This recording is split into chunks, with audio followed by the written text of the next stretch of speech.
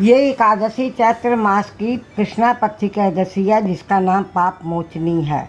बोले एकादशी महात्म की जय। श्रीमन नारायण नारायण नारायण, बोल लक्ष्मी नारायण की जय। धर्मराज जी बोले, हे भगवान, मैंने फाल्गुन मास की शुक्ल पक्ष की एकादशी का महत्व सुना।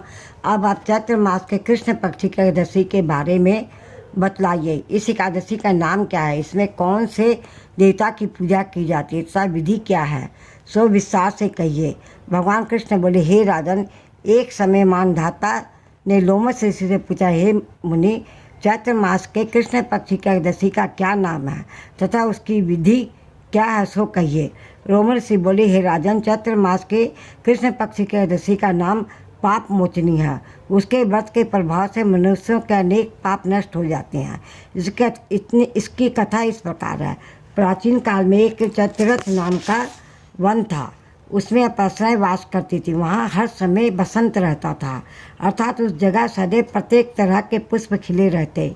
उस जगह गंधर्व कन्याएं विहार किया करती थी। उस वन में इंद्र अन्य देवताओं के साथ क्रीड़ा करता था। उस वन में एक मेधावी नामक मुनि तपस्या करते थे। एक दिन मंजू घोषी नाम की एक अप्सरा उसको मोहित करने के लिए सितार बजाकर मधुगान करने लगी। उस समय शिव के शत्रु अनंग कामदेव भी शिव भक्त मेधावी मुनि को जीतने के लिए तैयार हुए। कामदेव ने उस सुंदर अप्सरा के भ्रू को धनुष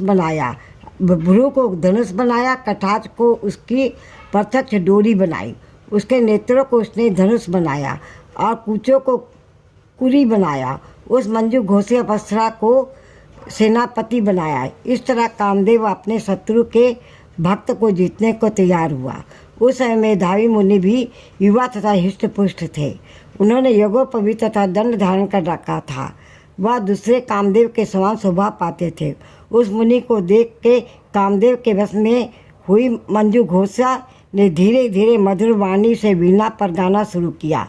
मेधावी मुनि उस मधुर गाने पर तथा उसके सौंदर्य पर मोहित हो गए।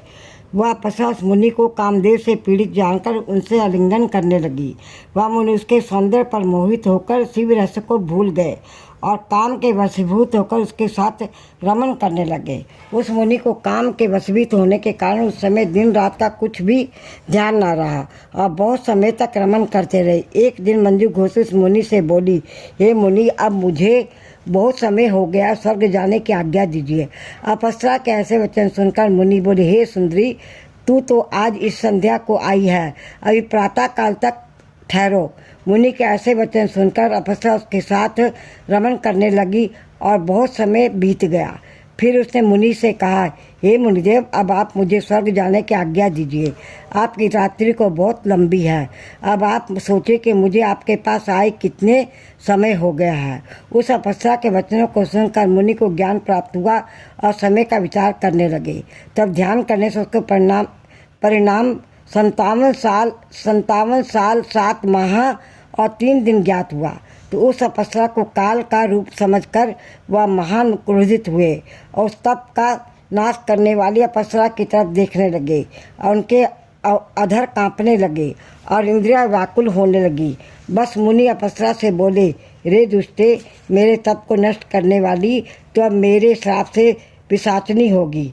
हे महान पापनी और दुराचारणी, तुझे धिक्कार है। उस मुनि के क्रोध युक्त श्राप से वह पिशाचनी हो गई। तब वह बोली, हे मुनि, अब मुझ पर क्रोध को त्याग कर प्रसन्न हो जाओ और यह श्राप का निवारण कीजिए। विद्वानों ने कहा है कि साधुओं की संगत अच्छा फल देने वाली है। इसलिए आपके साथ जो मैंने बहुत वर्ष व्यतीत किए हैं, अतः आप मुझ पर प्रसन्न हो जाइए। तब मुनि को कुछ शांति मिली और विश्रांति से बोले कि रे दुष्टे, तूने मेरा बड़ा बुरा किया, परंतु फिर भी मैं श्राप से छूटने का उपाय बतलाता हूँ। चैत्र माह के कृष्णा पक्ष की जो एकादशी है, उसका नाम पाप मोचनी है।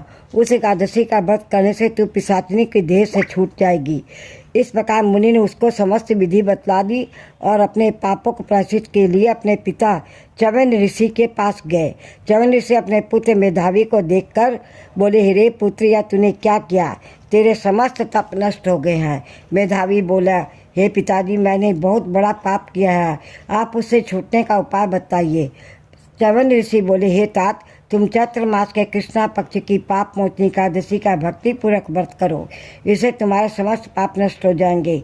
पिता के वचनों को सुनकर मेधावी ऋषि ने पाप मोचनी एकादशी का विधिपूर्वक उपवास किया। उनके प्रभाव से उनके समस्त पाप नष्ट हो गए। मंजू घोषा अप्सरा भी पाप मोचनी एकादशी का व्रत करने से पिशाचनी देह से छूट गई और सुंदर रूप धारण करके स्वर्गलोक को चली गई। लोमस मुनि बोले, हे राजन, इस पाप मोचनी एकादशी के प्रभाव से सब पाप नष्ट हो जाते हैं। इस एकादशी की कथा के श्रवण व पढ़ने से 1000 गौदान करने का फल मिलता है। इस व्रत के करने से ब्रह्म हत्या करने वाले, स्वर्ण चुराने वाले, महापाप, मद्यपान करने वाले, गमन करने वाले आदि के पाप नष्ट हो जाते हैं और अंत में स्वर्गलोक को जाते हैं। बोल एकादशी महात्म की जय, लक्ष्मी नारायण की जय।